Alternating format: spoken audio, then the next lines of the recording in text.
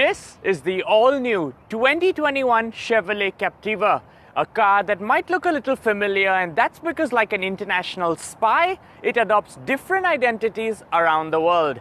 In China, it is sold as the Baojun 530. In India, it is sold as the MG Hector, and here in the Middle East, it is sold as the Chevrolet Captiva.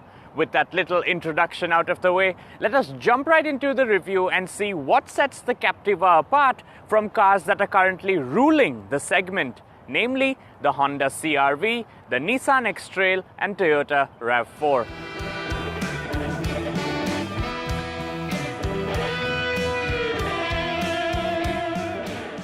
Now, with Chevrolet on a product expansion spree over the past few years and having introduced SUVs such as the Blazer, Traverse and Equinox, it really makes us question, where does the Captiva actually fit into the brand's lineup?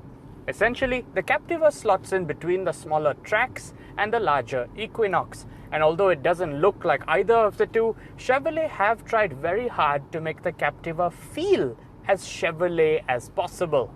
Powering this compact crossover is a 1.5-litre turbocharged engine that produces 149 horsepower and 255 Nm of torque.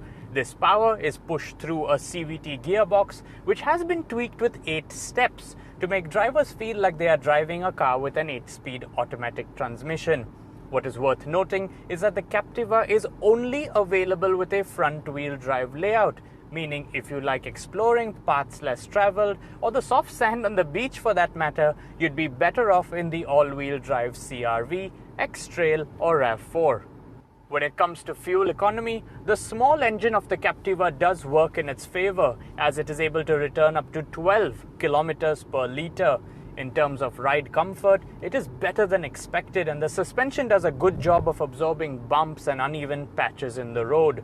However, if there was one thing about the driving experience that does seem a little off, it would have to be the steering wheel. It's a little loose, a little vague, and it's huge for a car of this size.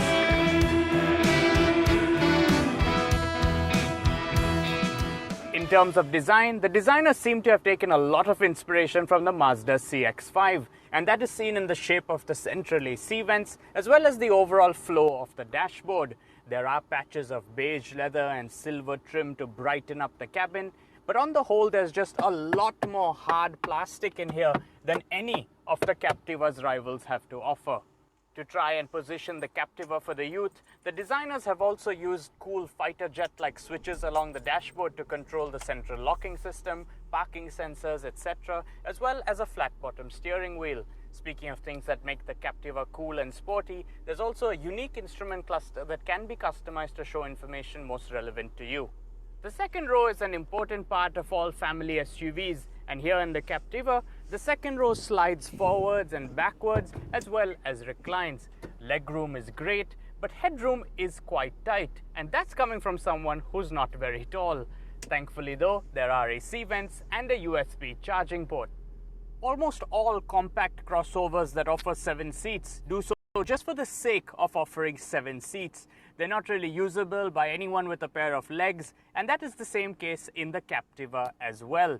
Strangely enough, the engineers and designers have put cup holders on either side, as well as a USB charging outlet in the third row, but seem to have forgotten what matters the most: AC vents!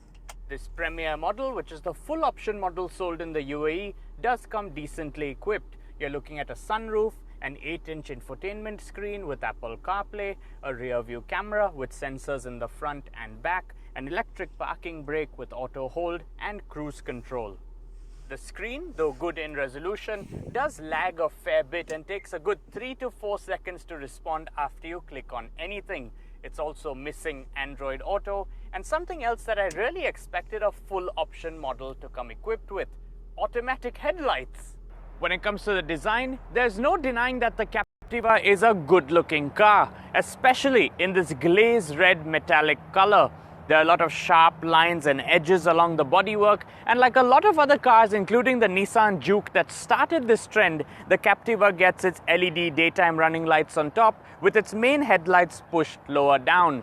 Along the side, it gets 17-inch alloy wheels wrapped around Continental rubber and a funky floating roof design.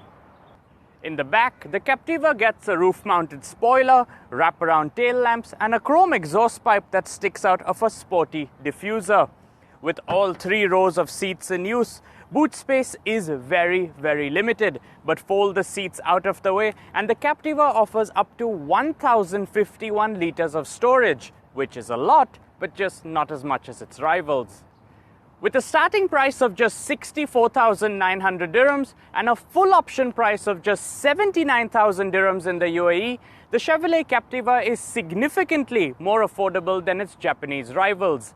Its lower price tag does mean that it is unable to match them in terms of quality, features, and driving experiences, but in the challenging times that we are in today, affordability always wins. And on that front, the Captiva is king. Thanks for watching.